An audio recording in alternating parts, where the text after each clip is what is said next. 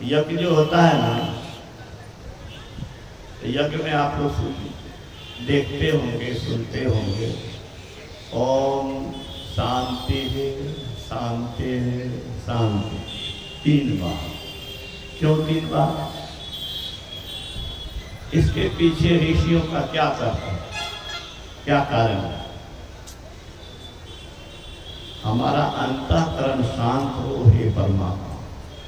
ओम का मतलब है ईश्वर, ईश्वर का नाम ओम है। हमारे ऋषियों ने ईश्वर से प्रार्थना किया है, हे ईश्वर हमारा अंतःकरण शांत हो, ये प्रकृति शांत हो। अरे प्रकृति अशांत हो जाए तो भूकंप हो जाए, बाढ़ हो जाए, तो प्रकृति शांत हो। तीसरा, इस प्रकृति को चलाने वाली जो परा प्रकृति है, रोज बात करते हैं ना, परा जल और परा चेतन, तो वो चेतन प्रकृति चलाने वाली जो प्रकृति है, वह प्रकृति भी शांत हो, यही प्रार्थना है। तो 3 बार इसलिए हम लोग करते हैं श्री सद्गुरु महाराज की जय। अभी हम लोग भगवान राम के उपदेश को सुन रहे थे कि वैदिक धर्मावलंबी जो है ना, हम लोग वैदिक धर्मावलंबी हैं, हम लोग बहुत गिरे हुए आते हैं। हमारा पूर्वज जितना महान था उतने हम लोग गिरे हुए हैं। कैसे कैसे गिरे हुए हैं? हमारे स्वामी रामतीर्थ अमेरिका जब गए, एक क्रिश्चियन स्कूल में गए। क्रिश्चियन स्कूल में एक आध्यात्मिक प्रवचन का प्रोग्राम था। ये जब गए तो युद्ध का बाजा बिगुल फूका और वो बाजा बजा, और जब चलने लगा तो युद्ध का बिगुल बजा और फिर बाजा बजा। इनको हुआ कि हम तो यहाँ आध्यात्मिक चर्चा करने हैं, यहाँ पर शांति की बात है, यहाँ पर युद्ध का बाजा क्यों? पूछ लिया कि आप लोग के यहाँ आध्यात्मिक समारोह में युद्ध के बाजा का क्या अर्थ है? कहा कि नहीं समझे। हमारे पादरी जो हैं, धर्मात्मा जिसको कह सकते हैं, वो जंगली लोगों के बीच में जाएंगे, पहाड़ी लोगों के बीच में जाएंगे, अज्ञानी लोगों के बीच में जाएंगे। वहां पर बहुत तरह का सामना करना पड़ेगा। युद्ध का बाजा का मतलब प्राण की भी परवाह मत करो, जो काम करते हो करो। तो हमारे पादरी महात्मा जान की परवाह किए बिना विरोधियों के बीच में जाकर के सत्संग का प्रचार करते हैं, ईसा मसीह के ज्ञान का प्रचार करते हैं। तो उन लोगों ईसा मसीह के चेलों में, शिष्यों में, अनुयायियों में ये भाव है, इसलिए आज विश्व में सबसे ज्यादा संख्या ईसाइयों की है। मुफ्त में मधेपुरा में किताबें देने आता है क्रिश्चियन वाले लोग। कैथ आदमी है, संत का किताब मुफ्त में बांटने वाला, पेट बांटने वाला। एक ईसा मसीह, उसके आदर्श पर दुनिया चल रही है। आज संत मत का लोग या वैदिक धर्मावलंबी को देखिए, न राम में विश्वास है, न कृष्ण में विश्वास है। यहाँ रामायण की आलोचना करेंगे तो कृष्ण की आलोचना करेगा, यहाँ गुरु महाराज का आलोचना करने वाला कभी कमी नहीं है। तो हम अपने महान ऋषियों को, संतों को, भगवंतों को जो आदर देना चाहिए वो आदर नहीं देते। भगवान राम के उपदेश से कोई एक मुसलमान हमको बता दीजिए जो रोजा नहीं रखता है, 5 वक्त नमाज अदा नहीं करता है। मेरे यहाँ दीवार पेंटिंग करने वाला, मकान को पेंट करने वाला जो मजदूर था, किसी शुक्रवार को काम करने नहीं आया। महीनों काम किया, लेकिन एक शुक्रवार को भी काम करने नहीं आया। उसको कितना अपने धर्म में आस्था है, कितना त्याग करने के लिए तैयार है। यहाँ पर देखिए, इसीलिए मैं कहता हूं कि हम लोग बहुत गिरे हुए हैं। ऐसे महान संत इस मधेपुरा जिला में प्रकट हुए, विश्व में इसका प्रकाश फैला। लेकिन इस जिला के 5% लोग भी हैं क्या दीक्षित? नहीं है, 1% भी नहीं है। 14 करोड़ लगभग, 14 करोड़ नहीं है, 14 लाख है। 1 लाख मुश्किल से होगा, तो 14वां हिस्सा समझिए, 1 लाख बहुत हो गया। मेरे कहने का मतलब है कि हम संत भगवंत को महत्व नहीं देते हैं, और नहीं देते हैं इसीलिए पिछड़ता जा रहा है। ये दुर्भाग्य है। बाघ का बेटा बिलाल हो गया। जो विश्व गुरु था, सोने की चिड़िया थी, विश्व जिसको आदर देता था, वह गुलाम बना। यहाँ पर लोगों ने शासन किया। ये गुलामी का कारण क्या है? गुलामी का कारण आपस में मेल का अभाव है। हम वेद को नहीं मानते हैं। वेद कहता है संगच्छत धम्म संवदत धम्म, और गुरु महाराज के आश्रम में लिखा हुआ था, कुप्पा घाट गए होंगे, गुरु निवास में जो बोर्ड था उसमें सबसे ऊपर लिखा था आपस में मेल से हो। ये हो कते मेल से कते न कते महासभा बन से। जो करता है करिए, हम लोगों को अपना फर्ज निर्वाह करना चाहिए। फर्ज क्या निर्वाह करना चाहिए? संत महात्मा के उपदेश और आदेश को अपने जीवन में उतारेंगे, अपना कल्याण करेंगे, और लोगों से भी आग्रह करेंगे, माने तो मान, अच्छा नहीं माने तब भी। हमारे हाथ में तो नहीं है कि आपको हम सुधार दें, अपने आप को सुधारना यही बहुत बड़ी बात है। तो भगवान राम के उपदेश को आप लोग गौर से सुनिए।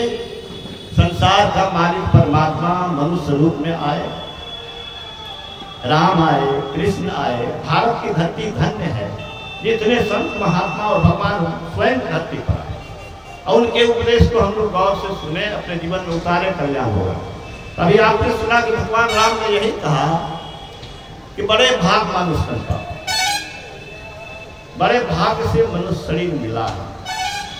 इसीलिए कि मैं पहले भी कहा था, मनुष्य विचार सकता है, मनुष्य इस शरीर को ईश्वरत्व का साधन बना सकता है।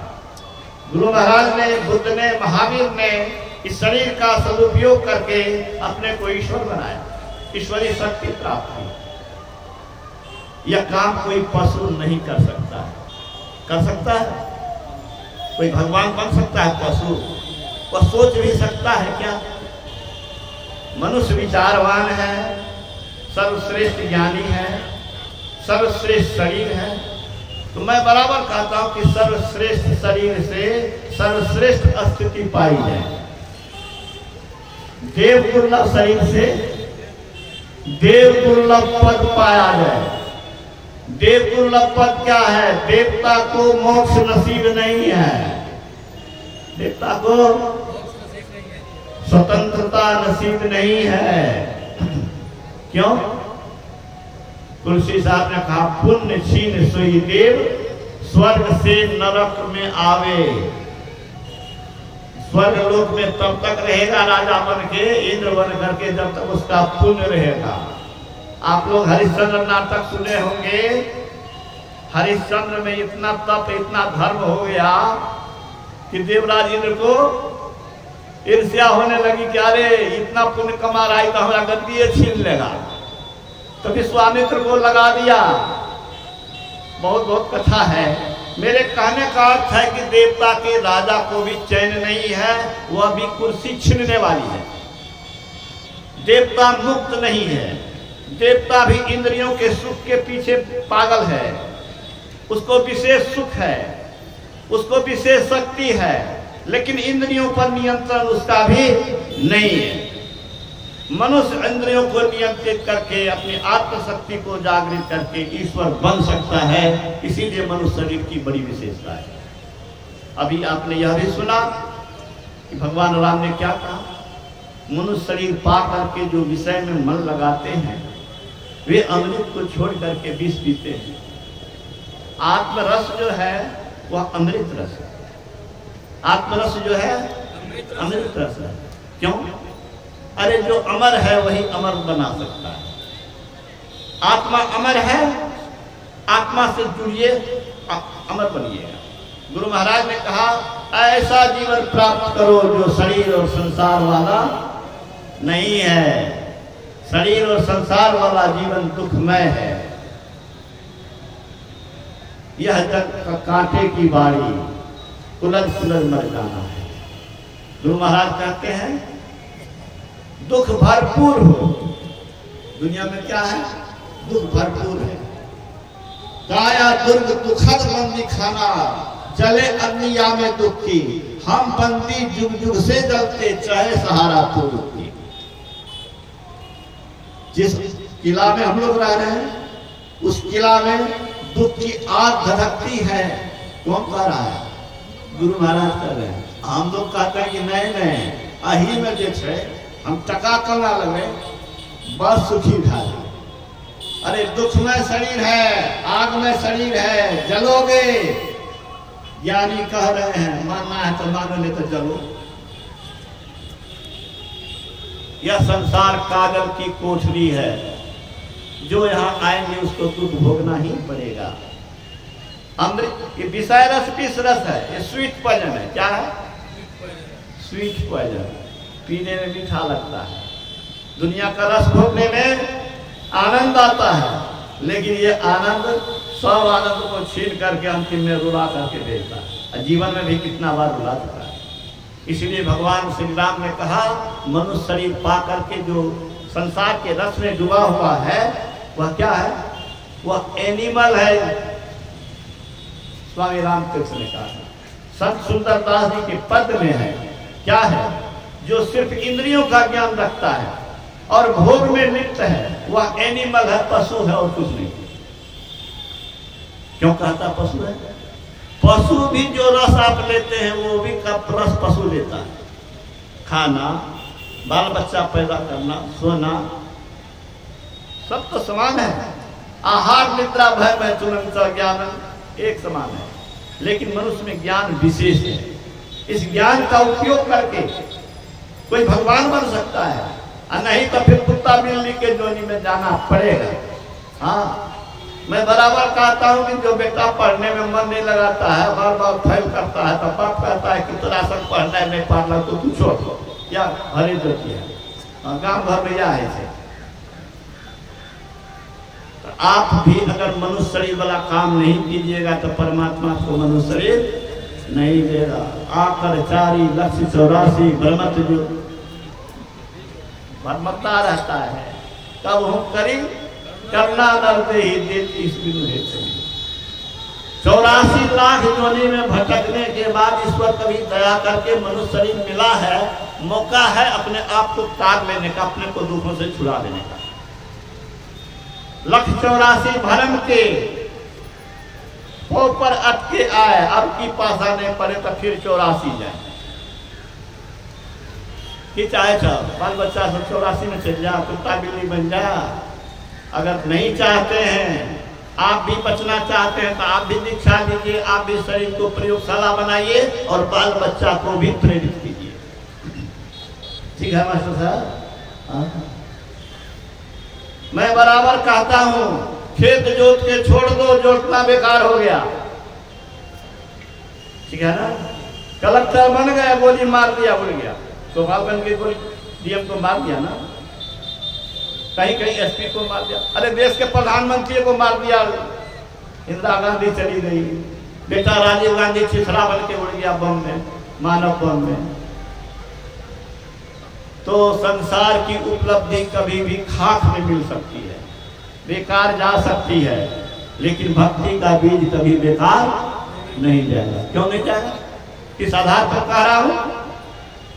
भगवान कृष्ण ने अर्जुन को कहा, अर्जुन को शंका हो गई कि आप कहते हैं ध्यान करने के लिए, आप कहते हैं कार्य करने के लिए, सफलता नहीं मिलेगी तब क्या होगा? बेकार तो नहीं चला जाएगा मेरा परिश्रम, बादलों की तरह छिन्न भिन्न नहीं हो जाएगा जैसे हवा उड़ा ले जाता है, हमारा सब परिश्रम बेकार तो नहीं हो जाएगा प्रभु। तो भगवान कृष्ण ने कहा कि नहीं, इस लोक में परलोक में वह नष्ट नहीं होगा।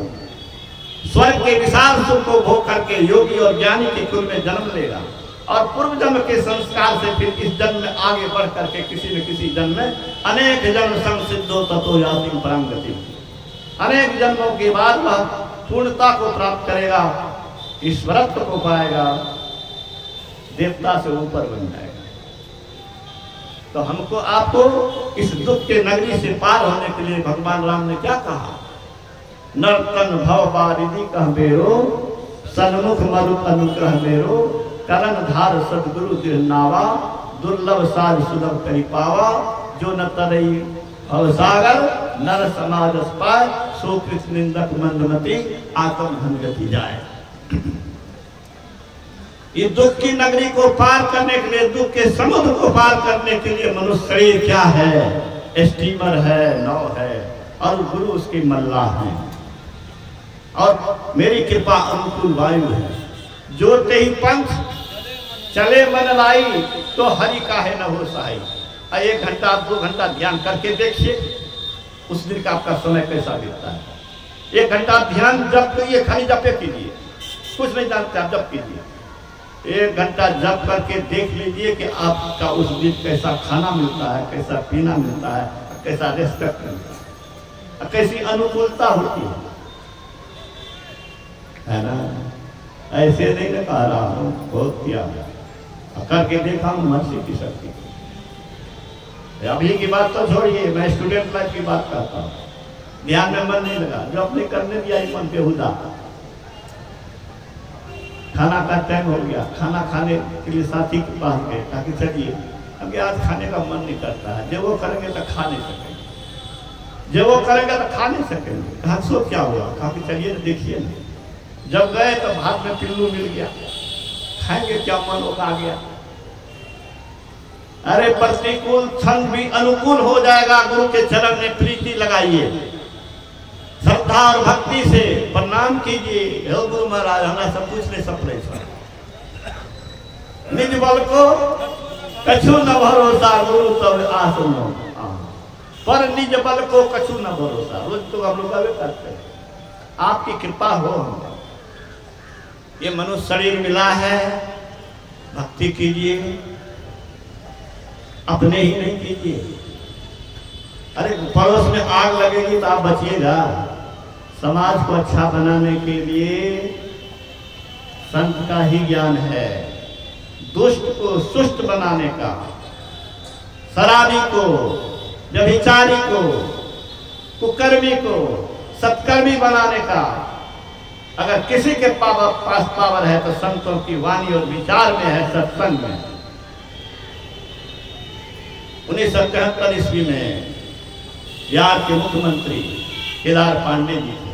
अखिल भारतीय महाधिवेशन झाली घाट में हुआ था, पूर्णिया जिला में।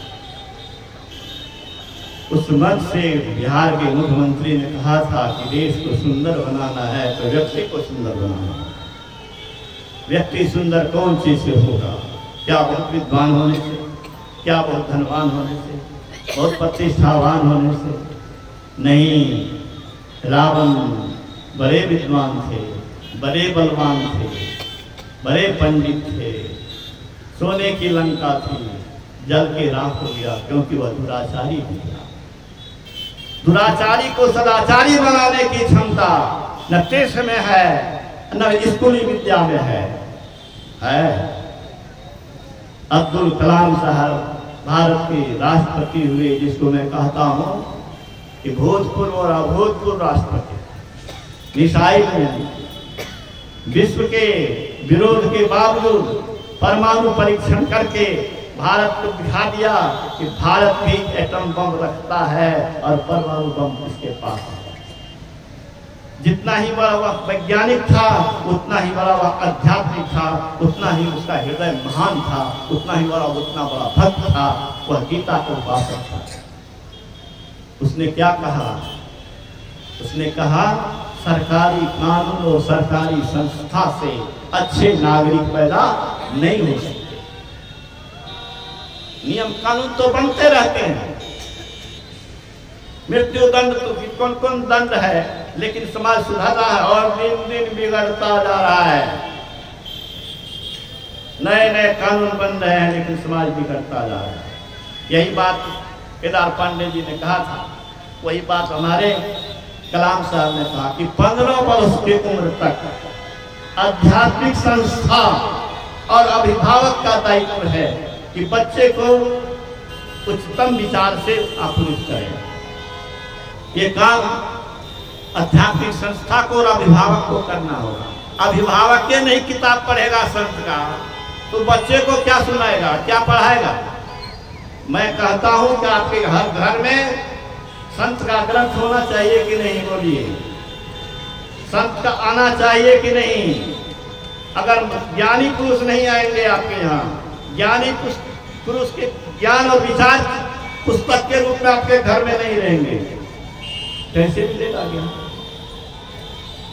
घर में पुस्तक रहेगी। गुरु महाराज बचपन में जब जन्म लिए थे तो उनके पिताजी क्या पढ़ते थे? रामायण। रामायण पढ़ते पढ़ते उनके आंखों से आंसू बहते थे। तो गुरु महाराज छोटे थे तो क्या कहा? तो वो रोते थे। तो मैं सोचता था कि पिताजी रोते क्यों? तो उनको जिज्ञासा होगी कि इसमें कौन चीज है, इसमें कौन चीज है। उनको भी पढ़ने में रुचि लग गई। तो आप जो कीजिएगा वही ना आपका बच्चा करेगा।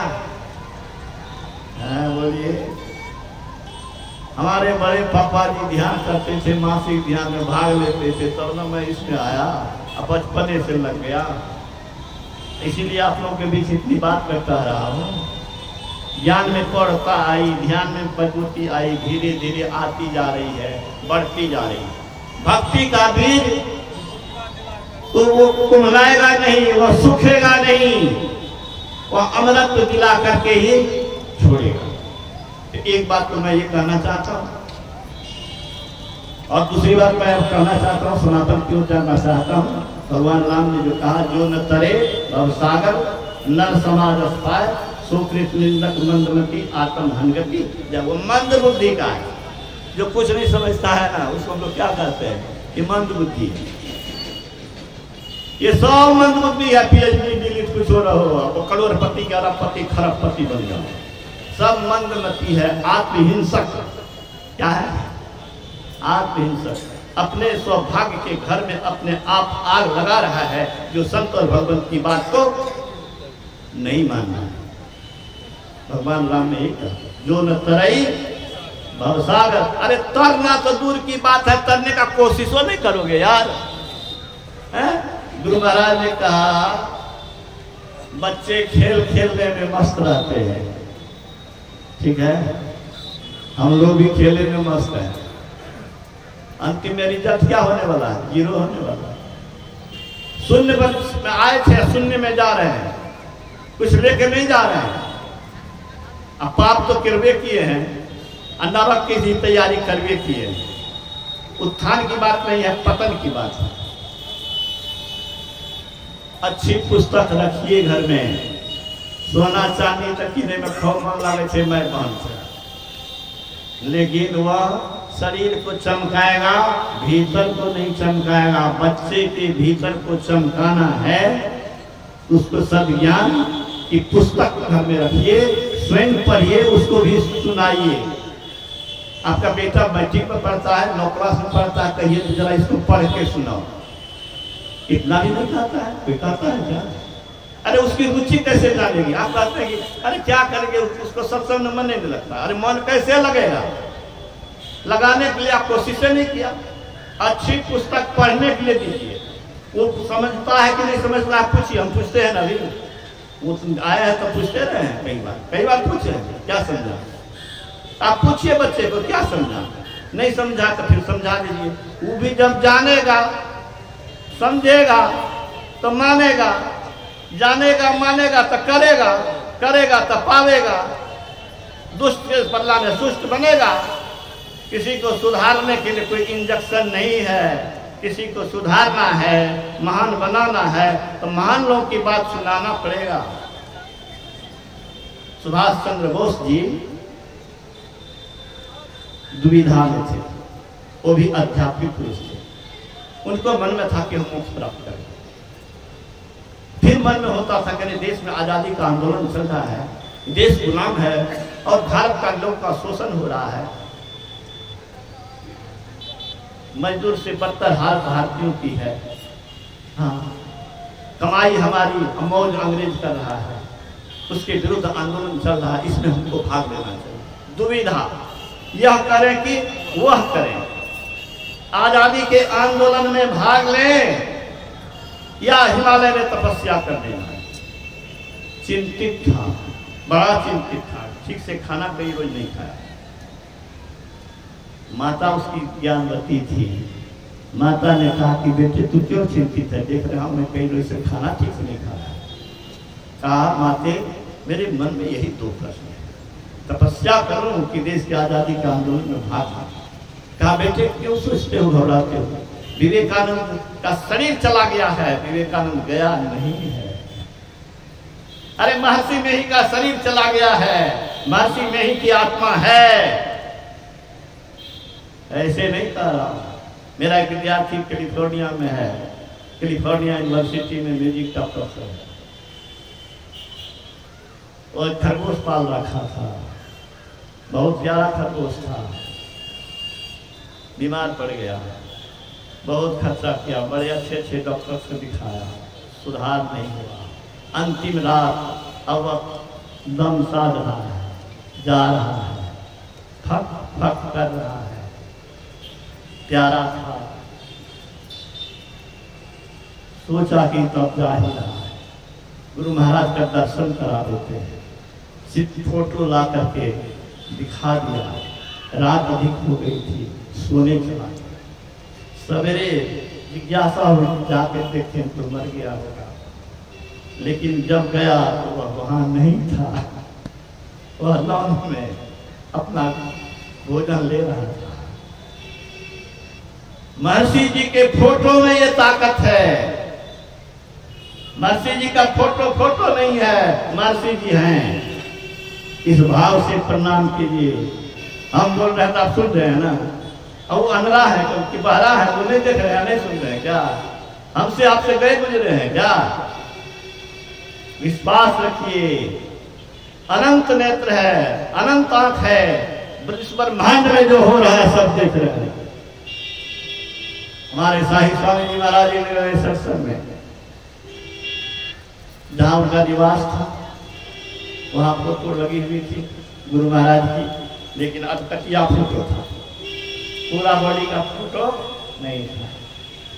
खाना आया, खाना खा ही नहीं रहे, ताकि खाना खाया जाता है, खाना जो खाएंगे तो गुरु महाराज को प्रणाम कहाँ करेंगे, ताकि गुरु महाराज का फोटो है वो, ताकि पेटे को प्रणाम करेंगे, पेटे को प्रणाम करेंगे। वैसे नहीं हुए शाही स्वामी जी महाराज। चरण वाला फोटो को चरण में जाके प्रणाम करते थे। एक दूसरे धर्मावलंबी ने, दूसरे आदमी ने कहा कि फोटो में क्या रखा है, प्रणाम करते हैं। वो तो ब्रह्मलीन हो गए, आप कहते हैं ब्रह्मलीन हो गए। तब साईं बाबा ने क्या कहा, ब्रह्मलीन हो गए तो ब्रह्म इस कागज में नहीं है क्या? ब्रह्म में लीन हो गए तो सब जगह है, वो सब जगह है, इस कागज में भी है। इसलिए मैं प्रणाम करता हूँ, कागज को प्रणाम थोड़े करता हूँ, उनको याद करके मैं उनको प्रणाम करता हूँ। मैं ये कह के आप लोगों को कहना चाहता हूँ, श्रद्धा और भक्ति से भी बाबा हमारे कह रहे थे, श्रद्धा विश्वास भक्ति से आपूरित करके अंतःकरण से प्रणाम कीजिए, उनका अपनत्व मांगिए, आशीर्वाद मांगिए। ये काम अपने से भी कीजिएगा, बच्चे सभी भी कराइएगा, बच्चे सबको भी सिखाइएगा। हमारे निकट कोई बच्चा आता है जो गुरु को प्रणाम करो, कहो विद्यार्थी आवे, कोई सियाना आवे, कोई अनपढ़ आवे, कोई अपंग आवे, पैसा के लिए आवे, तो मैं कहता हूँ कि जो गुरु महाराज से प्रणाम करो, उनको कहो कि हे प्रभु हमको अपने चरणों में प्रेम दीजिए, सद्बुद्धि दीजिए, सत्कर्म का प्रेरण दीजिए, अपने शरण में हमको लगा लीजिए। इतना कहो, इतना कहवाता आप अपने बच्चे को भी नहीं कर सकते। आप क्या कर सकते हैं? उनको सब रास्ता बता सकते हैं। बताइए। आगे मैं ये कहना चाहता हूं कि मैं छात्र जीवन से शांति संदेश में लेख लिखता रहा। 1976 में फरवरी में मेरा पहला लेख था, विपत्ति सरगति का कारण और कल्याण का सोपान। तब से लेकर आज तक मेरा लेखनी जारी है। जितने भी महापुरुष महान ज्ञानी के उत्तम से उत्तम विचार मिले, मैंने उसका चिंतन किया, मनन किया, अध्ययन किया, लेखन किया। मेरे पास डायरी का भरमार है। उस डायरी में क्या है? महान पुरुषों के, संतों के, ज्ञानियों के, विश्व में पूजनीय विभूतियों के विचार हैं। उन विचारों का संकलित रूप मैंने प्रकाशित किया है। वही कैलिफोर्निया वाला जो वाल्मीकि है उसने ही कराया, उसी के प्रयास से हुआ है, मेहनत भी भी कर रहा है। तो प्रकाशित हुआ अमृत संचयन, उसी से अभी पाठ भी हुआ। अभी आपको सुन रहे थे गुरु महाराज कर दो। तो साहित्य आप आरती के बाद देख सकेंगे। समाज में जो माता पिता की दुर्दशा हो रही है, इस पर भी मैंने पुस्तक लिखा है। समाज में माता पिता की दुर्दशा हो रही है। संतान अपने माता पिता का महत्व देते क्यों नहीं है?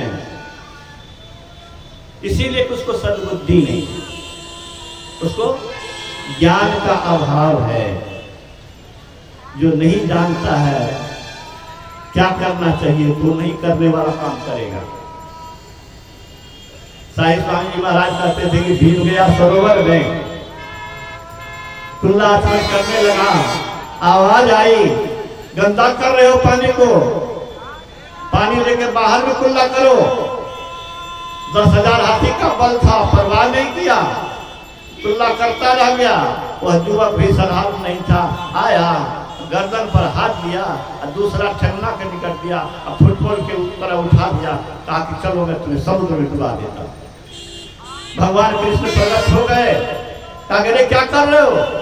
कहा वही कर रहा हूं जो करना चाहिए, भारी दुष्ट है।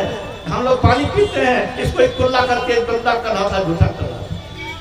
भगवान कृष्ण ने कहा कि अरे तुम नहीं जानते हो, ये तुम्हारा दादा है भीम, और पोता था बर्बरी। जब जाना कि दादा है तब रखा और चरणों पर गिर करके रोने लगा कि आपके जैसे महारथी जिसका इतना सुना था, दादा पहले मिलन, और आपका ये बेइज्जती मैंने कर दिया। मन होता है कि धरती फाटे तो मैं समा जाऊं। अरे नहीं जानता था तो दादा को दुष्ट कर दिया, समुद्र डुबाने की बात कर दिया। माता पिता के ज्ञान उसको नहीं है कि वह देवता से बढ़ के है। मातृ देवो भव, पितृदेवो भव, आचार्य देवो भव, अतिथि देवो भव। क्या सुनते आ रहे हैं कि नहीं? भारत की परंपरा रही है, अतिथि देवो भव, गुरु देवो भव, मातृ देवो भव, पितृदेवो भव, और पहला गुरु तो माता पिता ही है। ये पुतः वंश का हम कह रहा छी, ए पुतः वंश सुन लियो,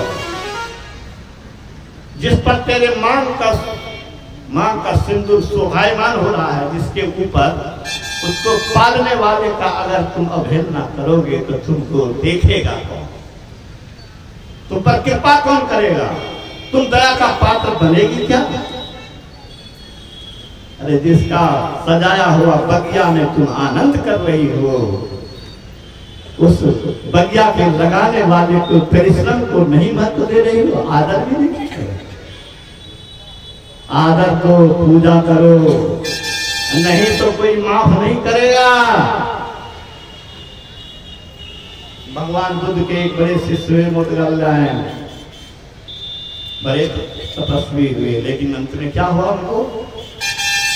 सांप्रदायिकता के द्वेष के कारण इतनी पिटाई किया कि हड्डी गुड्डी तोड़ ताड़ दिया। अपने सिद्धि पद से भगवान बुद्ध के पास जाकर के प्राण को त्यागा। शिष्यों ने कहा कि ये दशा इसकी क्यों हो गई? इतने सिद्ध महात्मा थे, अपने योग बल से आपके पास आ गया, अंग भंग टूटे फूटे अंग को लेकर के, आखिर ऐसी दशा कैसे हो गई भगवान? भगवान बुद्ध ने कहा कि पूर्व जन्म में इसने माता पिता को जंगल में असहाय अवस्था में छोड़ दिया था, उसी के कारण से इसकी दुर्दशा हुई। जिसको माता पिता है, सास ससुर है, उसको दुख के बदला में उसकी पूजा करो, दुख देने के बदले में। अरे बड़े बुजुर्ग को चाहिए क्या? कुछ नहीं चाहिए, वह तो सिर्फ आदर खोजता है। आप एक अच्छी बात को करो, नहीं करते हो तो ये शर्मनाक है। तो मैंने पुस्तक लिखा है माता पिता की महिमा और संतान का धर्म। और जो बाप बनते हो माँ बनते हो धड़ाक से बन गया। अरे माँ बाप को क्या चाहिए कि बेटे सुसंस्कारित हो, महान बने, कैसे बने, उसके लिए भी मैंने पुस्तक लिखा है, माता पिता का दायित्व। तो ये सब पुस्तकें हैं। मैं चाहूंगा कि आप लोग एक लोग पुस्तक लें। दाम जो नहीं दे सकते हो मत दीजिएगा, लेकिन जो दे सकते हो जरूर दीजिएगा, फिर और प्रकाशन कैसे होगा। श्री सदगुरु महाराज की जय। मैं बहुत बहुत धन्यवाद देता हूँ शैलेंद्र बाबू को, इनके परिवार को, कि गुरु महाराज का दरबार लगाया। अरे ये दरबार मामूली दरबार नहीं है।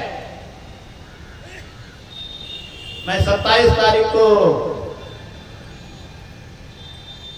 दिनेश रजक के यहाँ सत्संग किया। दिनेश रजक के पिता के श्राद्ध के अवसर पर मधेपुरा में सत्संग किया। तुलसियाही घाट के, सिमरी बख्तियारपुर के, सहरसा जिला के रामचंद्र रजक जी, दिनेश के मामा जी, सत्संग के बाद हम लोग जब भंडारा ले रहे थे, उसने बताया कि मेरे गांव में चंद्र साहब की मृत्यु हुई। पंडितों ने श्राद्ध क्रिया में 30,000 खर्च करवाया, लेकिन उसकी आत्मा भटक रही थी। बेटे ने पंडित से कहा 30,000 खर्च करा दिए, मेरे पिताजी अभी आत्मा भटक रही है, क्या लाभ हमको हुआ? कोई जवाब पंडित के पास नहीं था। कहा, किसी बंधु ने कहा कि अरे सत्संग करा दो, गुरु की कृपा हो जाए। सत्संग कराया, सत्संग के बाद भंडारा हुआ। उसके बाद कभी वो प्रेतात्मा कोई हलचल नहीं किया। तो सब जग से बढ़ करके गुरु महाराज का दरबार लगा देना है। जो नहीं लगाते हैं उनसे आग्रह करता हूं कि लगाइए। और संत महात्मा के विचार को नहीं कोई श्रोता वक्ता रहे, कोई हर्जा नहीं है। गुरु महाराज की वाणी का पाठ कर दीजिए। गुरु महाराज ने कहा है, अभी केवल हम लोग ही सत्संग करते हैं, ऐसी बात नहीं है, परंतु वे भी हैं जो चले गए हैं। और जीवन मुक्त लोग सत्संग में आते हैं, चाहे गुप्त या प्रकट होकर। और 1980 ईस्वी में जब मैं MSc का छात्र था, कटिहार में अखिल भारतीय महाधिवेशन में गुरु महाराज ने कहा था, अपना जोर लगाओ। क्या करो? अपना जोर लगाओ। हिमालय के समाधि संत भी तुम्हारी मदद करेंगे। आपको लगता है मर गए हैं, अरे वो मरते नहीं है, वो मुर्दा नहीं होते हैं, वो अमर होते हैं। तो मैं बहुत बहुत धन्यवाद देता हूँ। और मैं मास्टर साहब को प्रणाम करता हूँ, जिनके वंश में ऐसे पुत्र हुए कि हमको भी आयोजन में बुलाया। बहुत नमन करता हूँ, आप सबको नमन करता हूँ। गुरु महाराज के विचार को इतना प्रेम से सुना है, और मैं हृदय से प्रणाम ही करता हूँ। मैं यह भी कहता हूँ कि देवता भी आदर करेंगे यदि आप इनके जो आप सुने हैं उसको विचारिएगा और जीवन में उतारिएगा, तो जमदूत भी आपको कपाट पर लेके चलेगा। जमदूत भी आपको आदर देगा। आए हैं सो जाएंगे, राजा रंग फकीर एक सिंहासन चले चले, एक वंदे जात जंजीर।